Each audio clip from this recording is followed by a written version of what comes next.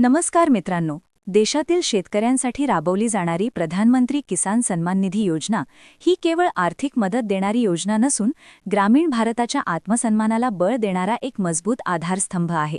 या योजनेचा मुख्य हेतू देशातील अल्पभूधारक आणि कष्टकरी शेतकऱ्यांना थेट सहाय्य देऊन त्यांच्या हातात आर्थिक स्वातंत्र्य देणे हा आहे.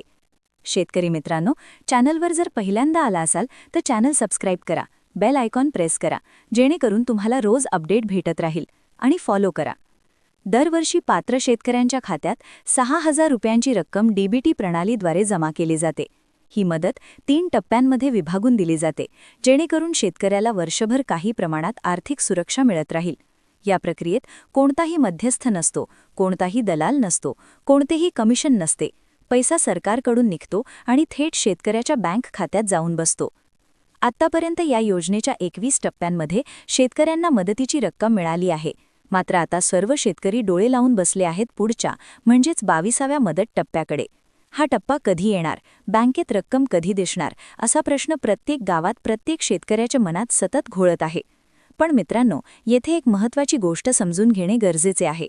या योजनेचा लाभ प्रत्येक नोंदणीकृत शेतकऱ्याला मिळेलच असे नाही. कारण काही वेळा तांत्रिक त्रुटी, कागदपत्रांची पडताळणी अपूर्ण राहणे किंवा नोंदणीतील चुकांमुळे काही शेतकऱ्यांच्या रकमा थांबविल्या जातात. त्यामुळे सरकारने स्पष्ट केले आहे की या योजनेचा लाभ फक्त त्यांनाच मिळेल जे सर्व निकष व्यवस्थित पूर्ण करतात. यातील सर्वात महत्त्वाचा निकष म्हणजे ई-केवायसी प्रक्रिया पूर्ण असणे. ज्यांनी ही प्रक्रिया अजून केलेली नाही त्यांच्या रकमा थांबविल्या जाऊ शकतात.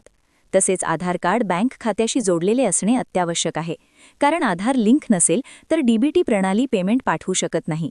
याशिवाय शेतकऱ्याच्या जमिनीच्या नोंदींची सरकारी स्तरावर पडताळणी होणे आवश्यक असते, जेणेकरून मदत रक्कम योग्य आणि खऱ्या शेतकऱ्यालाच मिळत आहे याची खात्री करता येईल. बँक खाते सुरू स्थितीत असणेही तितकेच महत्त्वाचे आहे, कारण खाते बंद, ब्लॉक किंवा निष्क्रिय असेल तर त्या खात्यात कोणतीही रक्कम जमा होऊ शकत नाही. अनेक वेळा बँक तपशील भरताना झालेल्या छोट्या चुका, जसे की चुकीचा खाते क्रमांक किंवा IFSC कोडमधील चुका, यामुळे ही पेमेंट अडकते. त्यामुळे शेतकऱ्यांनी आपली माहिती पुन्हा एकदा तपासून घेणे गरजेचे आहे. तसेच काही शेतकरी या योजनेसाठी पात्र ठरत नाहीत, जसे की सरकारी नोकरीत असलेले, आयकर भरणारे किंवा सरकारने ठरवलेल्या अपात्र श्रेणीतील लाभार्थी. अशा शेतकऱ्यांच्या रकमा आपोआप थांबविल्या जातात. मित्रांनो, जर तुम्हाला तुमच्या रकमेची सद्यस्थिती तपासायची असेल तर सरकारने त्यासाठी अधिकृत ऑनलाईन सुविधा उपलब्ध करून दिली आहे. यासाठी तुम्हाला प्रधानमंत्री किसान योजनेच्या अधिकृत पोर्टलवर जाऊन नो युअर स्टेटस हा पर्याय निवडावा लागतो. त्यानंतर नोंदणी क्रमांक आणि कॅप्चा भरताच तुमच्यासमोर तुमच्या रक्कम वितरणाचा संपूर्ण तपशील दिसू लागतो. तुमची रक्कम मंजूर आहे का, थांबविली आहे का किंवा पुढील टप्प्यात येणार आहे का, हे सर्व एका क्लिकमध्ये स्पष्टपणे समजते.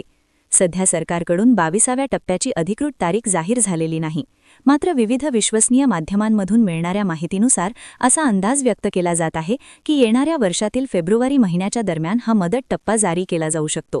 त्यामुळे शेतकऱ्यांना सल्ला दिला जातो की त्यांनी आपली सर्व प्रक्रिया, कागदपत्रे आणि पात्रता तपासणी लवकर पूर्ण करून घ्यावी, जेणेकरून रक्कम येताना कोणताही अडथळा निर्माण होणार नाही. ही योजना शेतकऱ्यांसाठी एक विश्वासाचे प्रतीक आहे, पण हा विश्वास टिकवण्यासाठी शेतकऱ्याची ही जबाबदारी आहे की त्याने आपली माहिती आणि प्रक्रिया वेळेवर पूर्ण ठेवावी. आता तुम्हाला ही बातमी कशी वाटली? तुमच्या मनात काय प्रतिक्रिया आली? ही योजना तुमच्या गावात कशी बदल घडवत आहे? तुमच्या बँकेत येणाऱ्या रकमेची तुम्ही कशी तयारी करत आहात? हे सर्व आम्हाला कमेंटमध्ये नक्की सांगा. अशाच महत्त्वाच्या आणि ताज्या सरकारी योजना अपडेट्ससाठी तुम्ही आमच्याशी जोडलेले रहा. धन्यवाद.